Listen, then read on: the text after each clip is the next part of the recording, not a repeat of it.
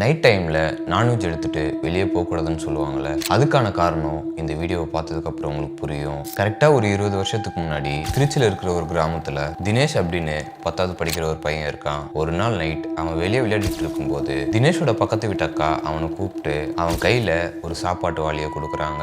அந்த சாப்பாட்டு வாளியை ஒரு 2 கிலோமீட்டர் தள்ளி இருக்கிற இடத்துக்கு எடுத்துகிட்டு போய் அந்த அக்காவுடைய ஹஸ்பண்ட் கிட்ட கொடுத்துட்டு வர சொல்கிறாங்க. தினேஷ் தனியாக போகிறதுக்கு பயந்துக்கிட்டு அவன் கூட விளையாடிக்கிட்டு இருந்த ஒரு குட்டி பையனை கூப்பிட்டுக்கிட்டு அந்த சாப்பாட்டு வழியை கையில் எடுத்துட்டு கிளம்புறான். அவன் நடந்து போயிட்டு இருக்க இடம் செம்ம இருட்டா இருக்கு. அந்த ரோட்ல ரொம்பவே தள்ளி தான் ஸ்ட்ரீட் லைட்லாம் இருக்கும். இவங்க 2 பேரும் ஜாலியா பேசிக்கிட்டே நடந்து போயிட்டு இருக்காங்க. கொஞ்சம் தூரம் போனதுக்கு அப்புறம் தினேஷோட காதுல ஒரு சத்தம் கேட்க ஆரம்பிக்குது.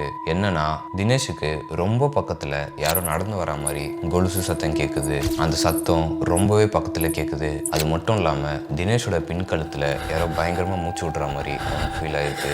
இதே டைம்ல தினேஷ் கூட இருந்த அந்த குட்டி பையனும் ஆனா கொலுசு சவுண்ட் கேட்குதுன்னு எனக்கு பயமா இருக்கணும்னு சொல்லி கத்த ஆரம்பிச்சுட்டு இருக்கான். தினேஷும் அந்த குட்டி பையனோட கையை பிடிச்சிட்டு வேகமா நடந்து போயிட்டு இருக்கான். இவன் எவ்வளவு வேகமா நடந்து போனாலும் அந்த கொலுசு சத்தம் விடாம இவன் பக்கத்திலேயே நடந்து வந்துட்டு இருக்கு. தினேஷ் உடனே அந்த குட்டி பையனோட கையை இறுக்கமா பிடிச்சிக்கிட்டு அந்த சாப்பாட்டு வாளியை கீழே போட்டுட்டு 2 பேரும் ஓட ஆரம்பிக்கிறாங்க. அவங்களால முடிஞ்ச அளவுக்கு பயங்கரமா கத்திக்கிட்டே அந்த ரோட்டை விட்டு வேகமா ஓடிடுறாங்க.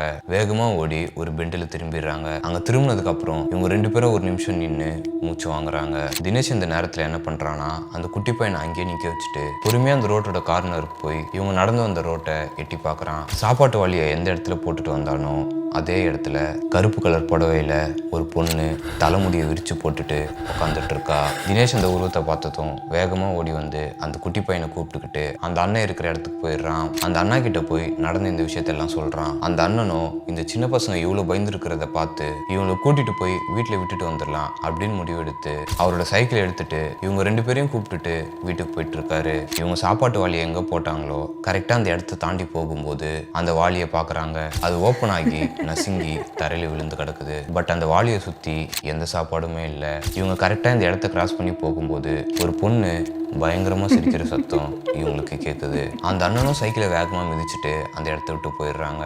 தினேஷும் அந்த குட்டி பையனும் அவங்கவுங்க வீட்டுக்கு போயிடுறாங்க. இந்த விஷயத்த நினைச்சு பயந்துகிட்டே அவங்க 2 பேரும் தூங்கிடுறாங்க. பட் தினேஷ் கூட வந்த அந்த குட்டி பையனுக்கு பயங்கரமா ஏதோ அஃபெக்ட் ஆயிருக்கு. அந்த சின்ன பையனோட அப்பா அம்மா என்ன நடந்துச்சுன்னு விசாரிக்கும் போதுதான் ஒரு விஷயம் தெரிய வந்திருக்கு. என்னன்னா, அந்த அக்கா அந்த சாப்பாட்டு வாளியில சமைக்காத பச்சை கறியை போட்டு கொடுத்துருக்காங்க. ஸோ இப்போ நீங்க சொல்லுங்க, நைட் டைம்ல இந்த மாதிரி நான்வெஜ்ஜை நீங்க என்னைக்குன்னா எடுத்துட்டு போயிருக்கீங்களா? கமெண்ட்ல சொல்லிருங்க. அண்ட் இது நம்ம ஃபாலோவர் சொன்ன ஸ்டோரி தான். இதே மாதிரி ஹாரர் இன்சிடென்ட் எதுனா உங்களோட லைஃப்ல நடந்திருந்தா என்கிட்ட ஷேர் பண்ணிக்கோங்க. இதன் அடிக்கடி பேயை பத்தியே பேசிக்கிட்டு இருக்கிற உங்களுடைய ஃப்ரெண்டுக்கு இந்த வீடியோ ஷேர் பண்ணிருங்க. ஓகே, பாய்.